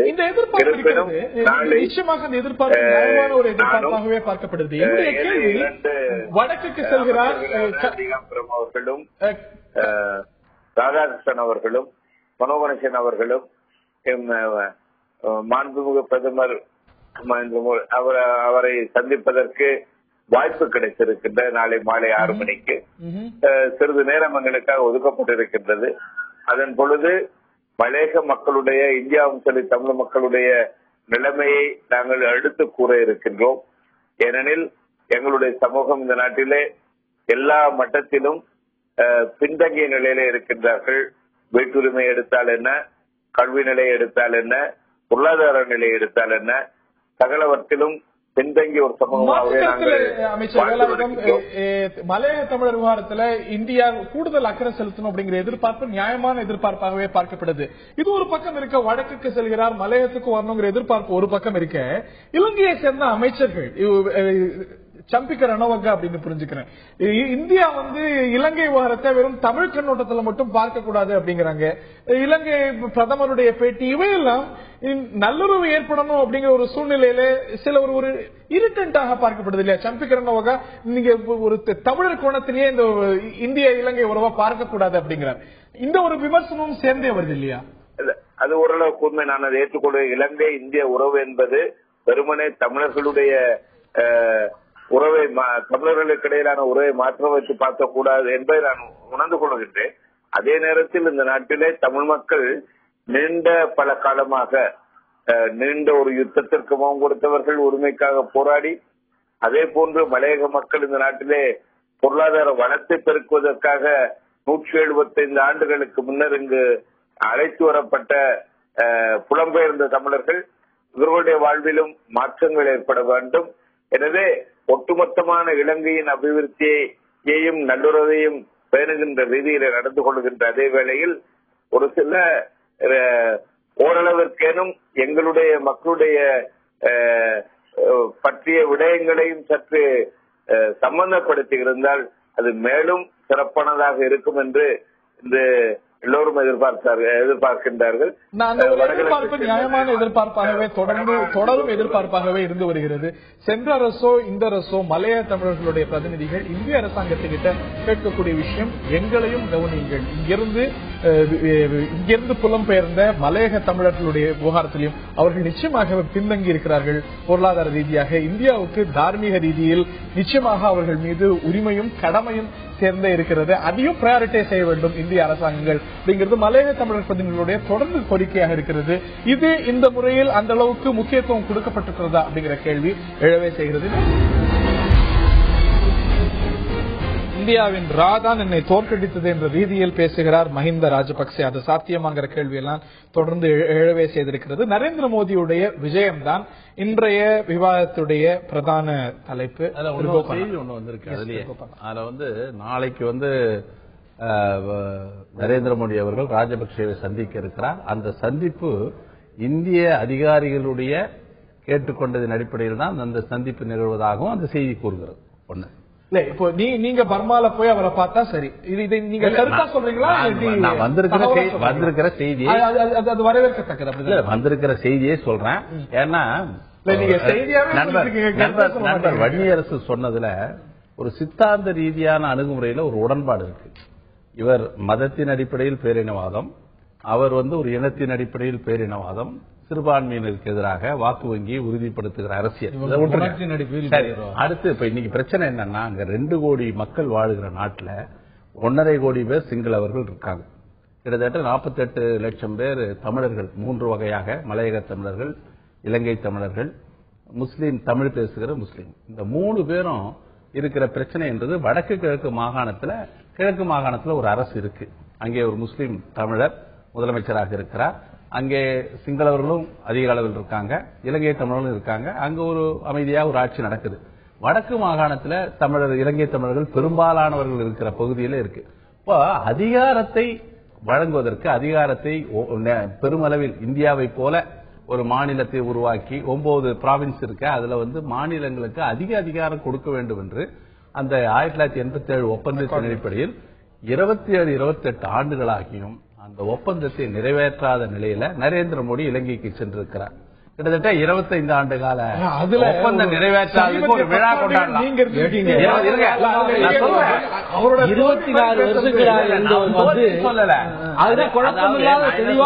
25 ஆண்டுகளாக அந்த ஒப்பந்தத்தை நிறைவேற்றுவதற்கு எவ்வளவு முயற்சி பண்ணோம், நடக்கல.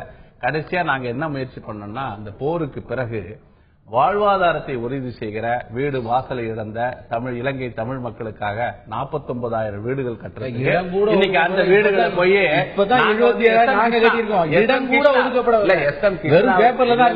பாருங்க அங்க எப்படி ஸ்கீம்னா 43,000 வீடுகளை தமிழர்களே கடன் அவர்களுக்கு பணத்தை கொடுத்து அவங்களே 2.5 லட்சம் ரூபாய் கொடுத்து அவங்களே 550 சதுரடி கட்டிக்கலாம். இப்படி எல்லாம் நம்ம செஞ்சிருக்கிறோம். நரேந்திர மோடி 27,000 வீடுகளை பற்றி அவர் வந்து பெருமையா சொல்றாரு. காங்கிரஸ் எதுவுமே பண்ணல, ஒண்ணுமே பண்ணல.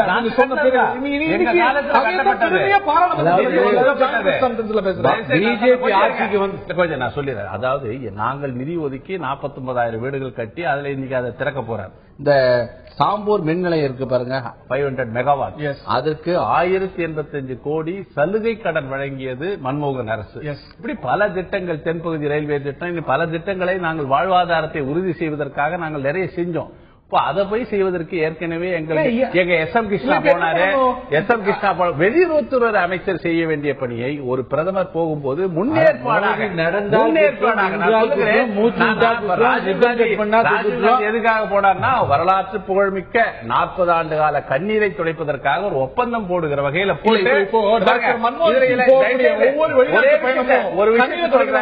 எந்த ஒப்பந்தம் நிறைவேறாது. டாக்டர் மன்மோகன் சிங் போன எல்லா வெளிநாட்டு பயணத்திலும் சொல்றேன் அந்த நாட்டு மக்களோட இல்ல அங்க பிரச்சனை என்னன்னா இலங்கை தமிழருடைய போகும்போது நாங்க என்ன செஞ்சீங்களா, வடக்கு கிழக்கு மாகாணத்தினுடைய மக்களுடைய பாதுகாப்பை உறுதி செய்வதற்கு IPKF இந்திய அமைதி காக்கும் படையை நாங்க அனுப்பணும்.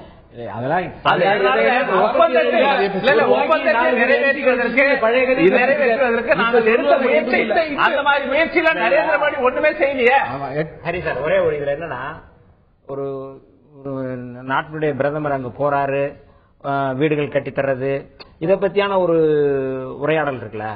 ஒட்டு மொத்தமா வந்து ஒரு அரை நூற்றாண்டுக்கு மேல நடந்த அந்த விடுதலை தாகத்தை பின்னுக்கு தள்ளிட்டு வெறுமனே வந்து மோடி போய் பேசுறது.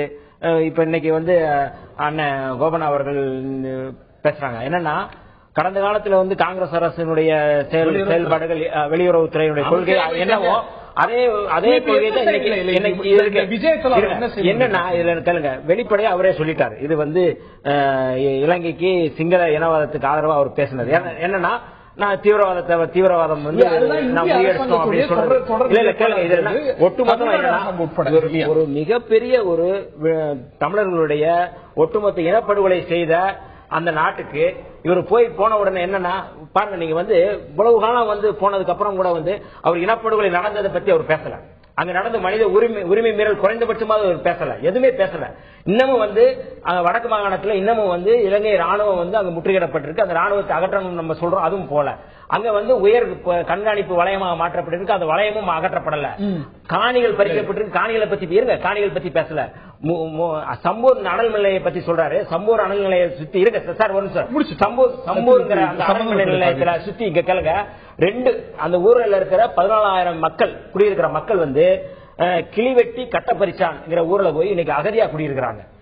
சம்பூருங்கிறது கடற்கரை ஓரமா இருக்கிற அந்த மக்கள், இஸ்லாமிய மக்களும் தமிழர்களும் அங்க வாழ்ற அந்த பகுதியில இன்னைக்கு வர வந்து அந்த பகுதியில ஒட்டுமொத்தமா எதை பத்தியுமே இல்லை, இவங்களை அக்கறை இல்ல. முழுக்க மோடி அவர்கள் வர்த்தகம் செய்வதற்காக, வணிகம் செய்வதற்காக, தமிழர்களுடைய படுகொலையில் தமிழர்களுடைய ரத்தத்தில் அவர்கள் வந்து வியாபாரம் செய்கிறார்கள் ஒழிய தமிழர்களுடைய உரிமை குறித்து மோடிக்கு எந்த அக்கறையும் இல்லை, எந்த இதுவும் இல்லை என்பதான்.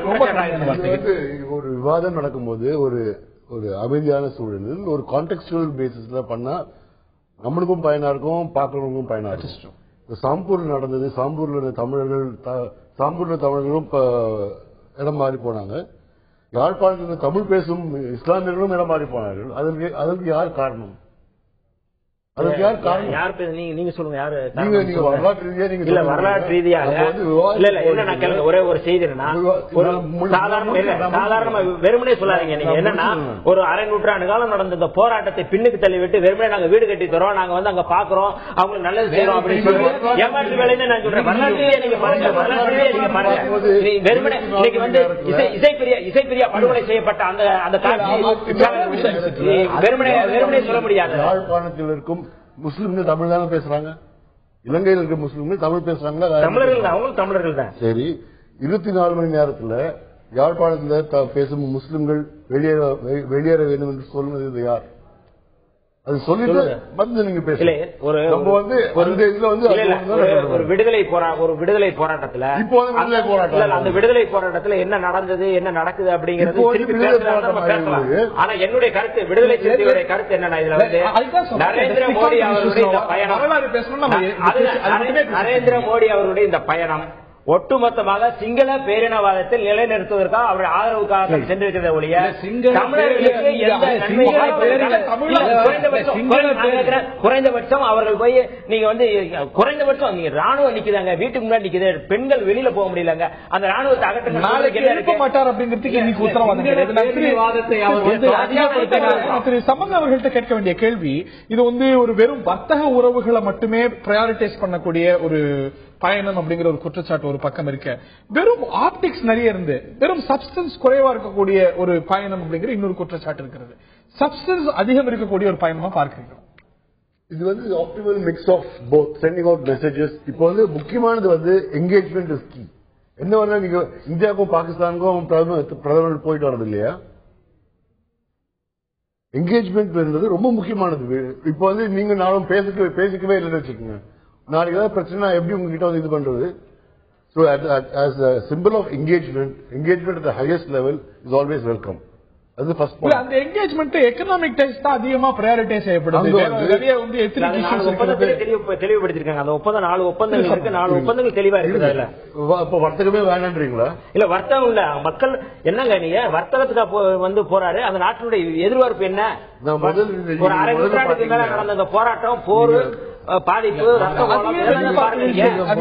நீங்க முதல் பாத்தீங்கன்னா இது வந்து ஒரு இந்திய பிரதமர் இலங்கைக்கு மட்டுமா போனார், எந்தெந்த நாட்டுக்கு போனார், எந்தெந்த இதுல போனார், அவரோட பேச்சுதான் பாத்தீங்கன்னா இந்தியன் ஓஷன் செக்யூரிட்டி, அந்த கான்டெக்ட்ல தான் நீங்க இதுவும் பார்க்கணும். அந்த கான்டெக்ட்ல பார்க்கும்போது எந்த விதத்திலையும் வந்து இலங்கையில இருக்கும் வட மாநில தமிழர்களுடைய பிரச்சனையை குறைப்படுத்தியோ கூடுறது இல்லை இங்க. அதுக்கு நீங்க பாத்தீங்கன்னா அவர் அதே பார்லிமெண்ட் ஸ்பீச் சொல்லியிருக்காரு, you stand at historic opportunity to win the hearts and heel the wounds. அதே நாடாளுமன்றத்தில் அது சொல்லியிருக்காரு. அவ்வளவு கடுமை காட்டலனாலும் கூட இன்னைக்கு நீங்க போர் முடிஞ்சிருக்கலாம், ஆனால் இந்த தமிழ் மக்களுடைய நம்பிக்கை பெற வேண்டிய ஒரு அவசியம் கட்டாயம் இருக்கிறது அப்படிங்கறத வலியுறுத்தி இருக்காரு. ஒரு வெளிநாட்டு பார்லிமெண்ட்ல போய் இனப்படுகொலை செய்த நாடு அப்படின்னு பேசுவது அப்படிங்கிறது பிஜேபியினுடைய நிலைப்பாடு என்ன? இலங்கை ஈழ பிரச்சனையில், அங்கே தமிழ் மக்களுடைய பிரச்சனையில் பிஜேபி நிலைப்பாடு வெளிப்படையை அறிவிக்க வேண்டும். வெறுமனே வந்து தொடர்ந்து கடந்த காலத்தை பற்றி பேசிக்கிட்டு இருக்காரு. 40 ஆண்டு கால பிரச்சனையை 8 மாத காலத்துல வந்து சினிமாவுடைய கிளைமாக்ஸ் மாதிரி முடிக்கணும். பல்வேறு விஷயங்கள் பேசப்பட்டு நாம் பதில் சொல்லாமலே தமிழகத்தில் இருக்க அனைத்து அரசியல் கட்சிகளும் இலங்கை தமிழர்களுக்கு ஆதரவா பேசுறாங்க. அங்க இருக்கும்போது அவங்களும் ஒரு சின்ன தகவலை மறந்துடுறாங்க. வட மாநிலத்தில் ஒரு தேர்ந்தெடுக்கப்பட்ட முதலமைச்சர் தமிழக மக்களால், இலங்கையில் உள்ள தமிழக மக்களால் தேர்ந்தெடுக்கப்பட்ட முதலமைச்சர் ஒருவர் இருக்கிறார். அவரும் பேட்டி கொடுத்திருக்கிறார். என்னன்னு அவர் என்ன சொல்லியிருக்காருன்னா, நான் ஆங்கிலத்தில் வந்ததுனால ஆங்கிலத்தில் படிக்கிறேன். As I said, we see positive signs in the manner in which Mr. Modi is dealing with our affairs. It cannot be said that the NPC, Northern Provincial Council, is dissatisfied with our new government. We are dissatisfied with the attempts by certain sections of the new government. அதாவது அவங்க அரசாங்கம். Our president is refreshingly different. We are therefore interested in a new culture among the leadership of the new government. அதெல்லாம் அவங்கள பத்தி. Maybe India can play a positive role in bringing about such a change in the political culture. அதாவது தமிழக இன்னைக்கு கூட தமிழ் தேசிய கூட்டமைப்பு India இந்த ஒரு தமிழர்களுக்கும் அரசுக்கும் இடையே இருக்கக்கூடிய இந்த ஒரு சிக்கல், அந்த அதிகார பகிர்வு, இந்த விவகாரத்துல ஒரு முக்கியமான தேர்ட் பார்ட்டியாக இருந்து இதை சால்வ் பண்றதுக்கு பங்காற்றும் அப்படிங்கிற நம்பிக்கை எங்களுக்கு இருக்கிறது. அதைத்தான் மோடியிடம் நாங்கள் வலியுறுத்தி இருக்கின்றோம் என்று தமிழ் தேசிய கூட்டமைப்பு சொல்லியிருக்கிறது. இது ஹோப்ஃபுல்லா இருக்க வேண்டிய சில விஷயங்களும் இருக்கிறது, எழுப்பப்படாத பல விஷயங்களும் இருக்கிறது. விக்னேஸ்வரன் தான் இனப்படுகொலை அப்படிங்கிற ஒரு தீர்மானத்தை நிறைவேற்றினார் அப்படிங்கிறதையும் நாம் கவனிக்க வேண்டும். பாரத பிரதமர் நரேந்திர மோடியோடைய இலங்கை விஜயம் பற்றி தான் இந்த நிகழ்ச்சியில் விரிவாக பேசி வருகின்றோம். நான் திரு எஸ் ஆர் சேகர் அவர்கள்ட்ட, பாரதிய ஜனதாவின் திரு எஸ் ஆர் சேகர் அவர்கள்ட்ட கேட்க வரும் என்று, நீங்க சென்ற காங்கிரஸ் சர்க்காரை பிளேம் பண்ணது நீங்க ரொம்ப மென்மையான ஒரு போக்கை கடைபிடிக்கிறீங்க, அதனாலதான் இலங்கை மிரட்டுது, மாலத்தீவு மிரட்டுது, எல்லா நாடும் மிரட்டுது, உங்களை பாகிஸ்தான் மிரட்டுது, சீனா மிரட்டுது அப்படின்னு. நாங்க ஒரு ஸ்ட்ராங் டிப்ளமசியை கடைபிடிப்போம் அப்படிங்கிறது தான் பாரதிய ஜனதாவோட நிலைப்பாடா இருந்தது. இப்ப சமீபத்துல ஒரு முக்கியமான டிப்ளமேட்டிக் மூவ்ஸ் பார்ப்போம். சீன பிரீமியர் வந்தார், அப்போ கூடவே அந்த பக்கம் இன்கர்ஷன் நடக்குது, அத்துமீறல் நடக்குது, சைனா ஆர்மியோட அத்துமீறல் நடக்குது. அது ஒரு பக்கம். அமெரிக்க அதிபர் பராக் ஒபாமாவை இன்வைட் பண்ணீங்க, அவர் செக்யூரிசம் என்னன்னு பாடம் எடுக்கிறார், உங்களுக்கு இந்த நாட்டுக்கு பாடம் எடுக்கிறார். மகாத்மா காந்தி இருந்தா என்ன நினைச்சிருப்பார் அப்படிங்கிறார். இந்த சமயத்துல நரேந்திர மோடி இலங்கை பயணத்துக்கு ஒரு வாரத்துக்கு முன்பாக இலங்கையுடைய பிரதமருடைய பேட்டி வருகிறது. அதுல இலங்கை பிரதமர் நாங்க இலங்கை மீனவர் விவகாரத்துல, IPKFல, இந்தியாவுடைய போர் பங்குல இவற்றெல்லாம் ரொம்ப கடுமையான ஒரு நிலைப்பாட்டை எடுக்கிறார். ஆக நீங்க சொன்ன இந்த ஒரு அச்சத்தின் ஒரு வெளியுறவு கொள்கையில ஒரு டிப்ளமேட்டிக் மூவ்ஸ்ல மெட்டீரியலைஸ் ஆகலையோ அப்படிங்கிற ஒரு கேள்வி. இல்ல, அதாவது இது ஒரு மிகப்பெரிய டிப்ளமேட்டிக் விக்டரி பெற்று இலங்கை இந்திய பிரச்சனைகள் தீர்ந்து போய்விடுமோ என்கின்ற கவலை, அதன் மூலமாக எதிர்காலத்தை இந்த விவாதத்தின் மீது ஓட்ட முடியாது என்பவர்களால் சொல்லப்படுகின்ற விஷயம். ஏன்னு கேட்டா, இப்ப எந்த ஒரு நாடும் ரணில் விக்ரமசிங்கேவனுடைய அந்த சுடுவோம் என்கின்ற பேச்சுக்கு சுஷ்மா ஸ்வராஜ் அவர்கள் பாராளுமன்றத்திலே பதில் சொல்லியிருக்கிறார். அதே நேரத்தில் ரணில் விக்ரமசிங்கே பேசி அவரும் அதற்கு வருத்தம் தெரிவித்திருக்கிறார். இதற்கு பின்னாலும் இதை போட்டு குறைந்து கொண்டிருக்கிறது என்பது அடுத்த ஸ்டெப்புக்கு நம்ம போகாததற்கான விஷயம். நிறைய கேள்வி அதுக்கெல்லாம் பதில் சொல்லாம அடுத்த கேள்விக்கு நான் சொல்ல முடியாது. உங்கள்கிட்டயே தான் வரேன். அதுல சொல்றாரு IPKFல ரொம்ப ஒரு பாயிண்டடான ஒரு பதில் சொல்றாரு. IPKFனால தான் IPKFயும் மனித உரிமை மீறல் அப்படிங்கிறாரு. அதுக்கப்புறம் amnesia is common among Indian politicians அப்படிங்கிறாரு. நம்ம ஒரு ஸ்ட்ராங் டிப்ளமசியை கொண்டிருக்கோம் அப்படின்னு சொல்லும்போது இலங்கை இவ்வளவு கடுமை இந்திய விவகாரத்துல, இந்தியா சார்ந்த விவகாரத்துல காட்டும் பொழுது அது நிச்சயமாக இந்த ஒரு கேள்வி. அப்படி சொன்னவர் ஏன் வருத்தம் தெரிவிக்கணும் சுஷ்மா ஸ்வராஜ் கிட்ட? அவ்வளவு ஸ்ட்ராங்கா இருக்கிற, அதுக்கப்புறமா அவர் ஸ்ட்ராங்கா இருந்திருக்கணும்ல. ஆகவே நாம ஸ்ட்ராங்கா இருக்கிறோம்ங்கிறதுக்கு உதாரணம் அவர் வருத்தம் தெரிவித்திருப்பார். இன்னைக்கு கூட மங்கள சமரவீர அவர் சொன்னதை அவர் வருத்தம் தெரிவிச்சார் சுஷ்மா ஸ்வராஜ் சொல்றாங்க. ஆனா இலங்கையுடைய வெளிவிவகாரத்துறை அமைச்சர் இன்னைக்கு காலையில் ஒரு தனியார் தொலைக்காட்சிக்கு அளித்திருக்கக்கூடிய பேட்டியில அவர் மீனவர்களுடைய ஃப்ரஸ்ட்ரேஷனை வெளிப்படுத்தினார். அதை don't take it your heart அப்படின்னு சொல்றதை தவிர நாங்க நிலையிலிருந்து பின்வாங்கிட்டோம், வருத்தம் தெரிவிக்கிறோம் இலங்கை அரசாங்கம் பப்ளிக்கா சொல்ல. இல்ல, அதாவது வருத்தம் தெரிவிக்க வேண்டும், மன்னிப்பு கேட்க வேண்டும், இந்த மாதிரி வாதங்களை எல்லாம் சொல்லிவிட்டு விஷயங்கள் கோட்டை விடுகின்ற அரசல்ல இது. ஏனென்றால் உள்ளுக்குள்ள போன உடனேயே சிங்களக்காரர்கள் தமிழ் முன்னிலைப்படுத்தி நரேந்திர மோடி பேசியிருக்கிறார் சொல்றாங்க. சிங்கரத்தீவுக்கு ஒரு பாலம் அமைப்போம்னாரு, கண்ணகி நீங்கள் வணங்கி கொண்டிருக்கிறோம் சொன்னாரு. இங்க இருக்கக்கூடிய நாகூர் வேளாங்கண்ணி தர்கா அதே வரியில. ஆக இப்படி தமிழனுடைய எல்லா விஷயங்களையும் எடுத்துட்டு போனதெல்லாம் விட்டுட்டீங்க. இங்கு பேசப்பட்ட நல்ல விஷயங்கள் அத்தனையுமே விட்டு வேற விஷயங்களுக்கு தாவி இதை பின்னிலைப்படுத்தி மோடியினுடைய விஜயத்தை சிறுமைப்படுத்துகின்ற ஒரு நல்ல விஷயங்கள் இருக்கவே செய்யும். நல்ல விஷயங்கள் அதிகமாக இருக்கிறது. தேவையான விஷயங்களை, உடனடி தேவையான விஷயங்களை இந்த அரசு செய்கிறது. ஆகவேதான் இரண்டு விஷயம், ஒன்று உடனடி தேவை, ஒன்று நீண்டகால தேவை. உடனடி தேவையில ரீஹாபிலிட்டேஷன் அண்ட் மறுகுடியமர்த்தல், இந்த ரெண்டும் அவர்களுக்கு உடனடியாக செய்யணும். 27,000 வீடுகள். இரண்டாவதாக அவர்கள் அந்த அரசியலே சம உரிமை பெற்றவர்களாக இருக்க வேண்டும். அதுக்கு 13வது அரசியல் சட்ட திருத்தத்தை பற்றி பேசுகின்ற போது இந்த அரசு செய்தே ஆக வேண்டும் என்பதை ஜாயிண்ட் அறிக்கையிலே கூறுகிறார்கள். அந்த அரசும் இந்த அரசும் ஏற்றுக்கொண்ட ஜாயிண்ட் பிரைம் மினிஸ்டர் ஸ்டேட்மெண்ட் வருகிறது என்பது அந்த நாடும் ஒத்துக்கொண்ட ஒரு விஷயமாக இருக்கிறது. இது மிகப்பெரிய விஷயம். இது இந்திய இலங்கை டிப்ளமசியினுடைய ஒரு பெரிய அடுத்த ஸ்டெப். ரணில் விக்ரமசிங்க முதலே சொல்லிட்டாரு, இந்த ஃபுல் இம்ப்ளிமெண்டேஷன் நாங்க தயார். ஆனா அந்த போலீஸ் பவர்ஸ்லாம் உங்களுக்கு வேற மாற்று கருத்து இருக்கிறது. இந்திய அரசாங்கம் அதையும் தாண்டி கேட்கிறது அப்படிங்கிறது உண்மை. அவங்களும் ஏற்றுக்கொண்ட ஒரு விஷயம் அப்படிங்கறத பார்க்கணும். இல்ல, அவங்களும் ஏற்றுக்கொண்டது எப்படி? இதற்கு முன்னால சொல்லப்பட்ட விஷயம், அதாவது ரணில் விக்ரமசிங்கனுடைய உங்களுடைய பேட்டியில சொன்ன பல விஷயங்களே ஒரு பாராளுமன்றத்தில் நீங்க பேசியிருக்கிறார். ஏற்கனவே அவர்கள் இது சம்பந்தமாக முடிவு செய்து வைத்திருந்ததை ஒரு முறை பேசிவிட்டு கூட்டறிக்கையில சொல்வதன் மூலமாக அது குறைந்து போய்விடாது. கூட்டறிக்கையில ஒத்துக்கொள்ளாமல் போயிருக்க முடியும். அது நம்ம டிப்ளமசியினுடைய வெற்றி என்பதாலே ஒத்துக்கொண்டிருக்கிறார்கள். அது மட்டுமல்ல, நீங்கள் எல்லாம் இப்போது அதிகமாக பிரபலமாக பேசிக் கொண்டிருக்கக்கூடிய மனித உரிமை மீறல் மற்ற விஷயங்களை ஏன் மோடி பேசவில்லை அப்படின்னா சொல்றீங்க. அடுத்த ஸ்டெப் அது. இவைகளுக்கெல்லாம் தீர்வு வருகின்ற போது மனித உரிமை மீறலை பற்றிய விவாதம் நிச்சயமாக இந்த இந்தியாவுடைய அரசு நிச்சயமாக எழுப்பும். அது அடுத்த ஸ்டேஜ். இந்த ஸ்டேஜில் வெற்றி பெற்ற பிறகு இன்றைக்கு உண்டான உடனடி தீர்வுகளுக்கு அதை நோக்கி இந்த அரசு போகிறது என்பதை வரிசையாக ஒத்துக்கொண்டிருக்கிறோம். இலங்கையினுடைய அத்தனை அமைச்சர்களும் ஒத்துக்கொண்டிருக்கிறார்கள். இப்போது இருக்கவே செய்கிறது அப்படிங்கறத மறுப்பீங்களா? அவர் சொன்னது போல இந்த ஜாயின்ட் ராஜபக்சே அந்த 13th அமெண்ட்மெண்ட் பற்றி பூசி மொழிகினார். ஆனால் இன்னைக்கு இந்த அரசாங்கம் வெளிப்படையாவே சொல்கிறது we are for 13th amendment.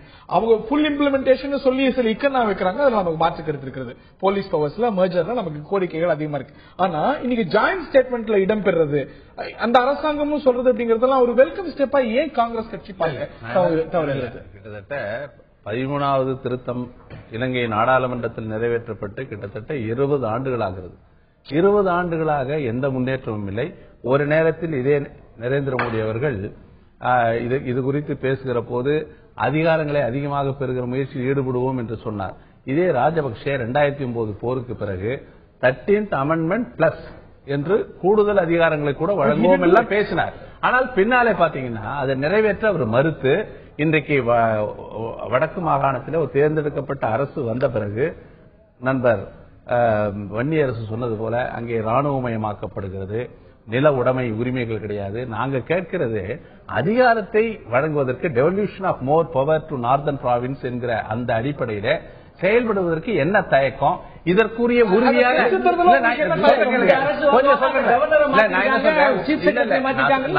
உறுதியான முன்னேற்பாடாக பேச்சுவார்த்தைகள்லாம் நடத்தி ஒரு அதிகார பகிர்வுக்கு ஒரு உறுதியான நிலையை இலங்கை அரசிலிருந்து பெற்ற பிறகு நரேந்திர மோடி அங்கே சென்று இருப்பார். இந்த அரசாங்கம்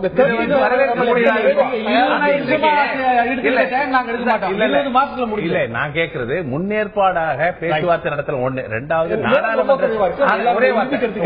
நாடாளுமன்றத்தில் இந்த இலங்கையிலே மனித உரிமை மீறலுக்கு எதிராக அனைத்து கட்சி தீர்மானம் பேசி நாடாளுமன்றத்தில் தீர்மானம் கொண்டு வரும் முயற்சியை காங்கிரஸ் அரசு எடுத்த போது கண்ட்ரி ஸ்பெசிபிக் தீர்மானத்தை நாங்கள் எதிர்க்கிறோம் என்று சொன்னவர் சுஷ்மா ஸ்வராஜ். இவர்கள் மனித உரிமை பற்றி கவலைப்படாத கட்சி பாஜக. இவருடைய இறுதி கட்ட கருத்தை கேட்கிறேன். ரொம்ப சுருக்கமா, நேரம் ரொம்ப குறைவா. இல்ல என்னன்னா இதுல இந்த 13வது சட்ட திருத்தம்ங்கிறது தமிழர்களுடைய அடிமை சாசனம்னே தமிழீழ விடுதலை புலிகள் 1988ஆம் ஆண்டு அவர்கள் விடுத்த அறிக்கையில சொல்லிட்டாங்க. குறைந்தபட்சம் அதாவது காவல்துறை அதிகாரம் கூட அங்க இல்ல, நாங்க ஒரு நாற்காலி வாங்கினா கூட கொழும்புல போய் தான் வாங்கணும்னு இந்திய அதிகாரிகளால் தேர்வு செய்யப்பட்டு அங்கு தேர்தல் போலியாக நடத்தப்பட்ட வரதராஜ பெருமாளே அதை தெரிவித்து போய்விட்டார். ஆக 13வது சட்ட திருத்தத்தால் எதுவுமே இல்ல. குறைந்தபட்சம் கூட அங்க காவல்துறை மட்டும் அதிகாரத்துக்கு வரணும் அப்படின்னு சொன்னது கூட சிங்கள ஆதிக்கவாதிகள் ஏற்றுக்கொள்ளவில்லை. குறைந்தபட்சம் அது கூட ஏத்துக்கல. இதுல என்ன வெளிப்படை என்னன்னா நரேந்திர மோடி அவர்கள் ஈழ விடுதலை தொடர்பாகவோ தமிழர்கள் உரிமை தொடர்பாகவோ ஈழ விடுதலை உரிமை தொடர்பாக எந்த வீடு கொடுக்காம நடந்தது. இப்ப எப்படி விக்னேஸ்வரன் வடக்கு மாகாண முதல்வர் அங்கே நடந்த இனப்படுகொலை என்பதை அவர் எப்படி வெளிப்படுத்தினாரோ அதை ஏற்றுக்கொண்டு குறைந்தபட்சம் இதற்காகவாது நரேந்திர மோடி அவர்கள் அந்த பகுதியில சென்று முதல் என்னன்னா எப்படி குஜராத்தில் அப்பாவி இஸ்லாமியர்களை கொன்று அழித்து விட்டு தான் அவர் முதல்வர் ஆக முடிந்தது. சிறுபான்மை மக்களை கொண்டு அழித்து விட்டு எப்படி பிரதமர் ஆக முடிந்ததோ அந்த உணர்வோடு தான் அங்கே சென்றிருக்கிறார். புது வாழ்க்கை கொண்டாட சிறுபான்மை மக்களுடைய உரிமைகள் உணர்வுகள் தான் தெரியும். எத்தனை வருஷ காலமாக இந்த 2 விஷயங்களை மட்டும் நான் சொல்ல விருப்பப்படுறேன். ஒன்னாக முதல் சொன்னது திருப்பி 3வது தடவை இந்த இதுலயே சபையிலே நான் சொல்றது you must see it in the context of Modi's larger visit to the region. அதுல பார்க்கும்போது நேரடியான இன்றைய இதுல அவர் தெளிவா கூறியிருக்கிறது என்னன்னா திருகோணமலையில why I'm pointing out how they're going to develop the upper tank farm in Trincomalee and make Trincomalee a petroleum hub. அது பார்க்கும்போது அடுத்தது தலைமன்னார் நாடுக்கு ரயில் பயணத்தை துவங்குறது. இந்த மாதிரி நிறைய விஷயங்கள் இருக்கு. இது தமிழர்களுடைய குறிப்பா சொல்லும் போது வட மாநில தமிழர்களுடைய கோரிக்கைகளை மட்டும் மையப்படுத்தி வைத்து பார்ப்பது தவறு என்று நான் சொல்லவில்லை. அதை விடக்கூடாது, அதையும் பார்க்க வேண்டும். மற்ற ஒரு wide angle view of the larger things, directing bilateral relations. Optic substance ரெண்டுமே நிறைந்த ஒரு பயணம் இது. ஆனால் எதிர்பார்ப்பு மிக அதிகமாக இருக்கிறது அப்படின்னு சொன்னால் மிக இல்லை. அந்த எதிர்பார்ப்புகள் நியாயமானவையும் கூட பல எதிர்பார்ப்புகள். இந்த நேர்களுடைய கருத்து என்று பார்க்கலாம்.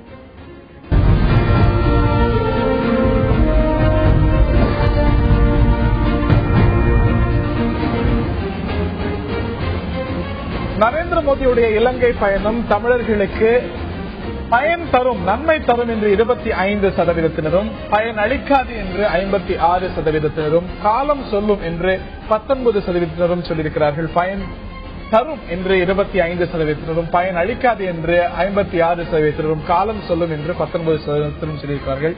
நிச்சயமாக இது எதிர்பார்ப்புகள் அதிகம் கொண்ட ஒரு பயணம். நீண்ட நாட்களுக்கு பிறகு 28 ஆண்டுகளுக்கு பிறகு நடக்கக்கூடிய பயணம் அப்படிங்கும்பொழுது நிச்சயமாக எதிர்பார்ப்புகளும் சேர்ந்து இருக்கின்றன. இதுவரைக்கும் இந்தியாவுக்கு கிடைக்காத வாய்ப்புகள், ஏற்படாத சூழல்கள் இப்பொழுது ஏற்பட்டிருக்கிறது. அது நல்ல திசையில் பயன்படுத்த போகிறதா, நல்ல மாற்றங்கள் வரப்போகிறதா, நிச்சயமாக காலம்தான் சொல்லும். ஒரு ஹிஸ்டாரிக் ஆப்பர்ச்சுனிட்டி இந்த இரண்டு தரப்பும் எப்படி பயன்படுத்திக்க போகின்றன, நல்ல தொடக்கமாக அமைய போகிறதா, இல்ல மாற்றம் ஏற்படாமல் அதே காட்சிகள் நடக்க போகிறதா, தொடரப் போகிறதா என்பதையெல்லாம் நிச்சயமாக நாம் பொறுத்திருந்துதான் பார்க்க வேண்டும். நாளை அவர் வடக்கு பகுதிக்கு செல்கிறார், தமிழர் பகுதிகளுக்கு செல்கிறார். அது இந்த பயணத்துல பெரிதும் எதிர்பார்க்கப்படும் ஒரு பகுதியாக இருக்க போகிறது. அதில் கிடைக்க போவது என்ன பொறுத்திருந்தான் பார்க்க வேண்டும். இந்த நிகழ்ச்சியில் பங்கு பெற்ற திரு சேகர் அவர்கள், திரு கோபண்ணா அவர்கள், திரு வன்னியரசு அவர்கள், திரு சம்பந்தன் அவர்கள் மற்றும் பார்த்த நேயர்களுக்கு நன்றி கூறி இந்த தருவாயில் விடைபெறுகின்றோம். வணக்கம்.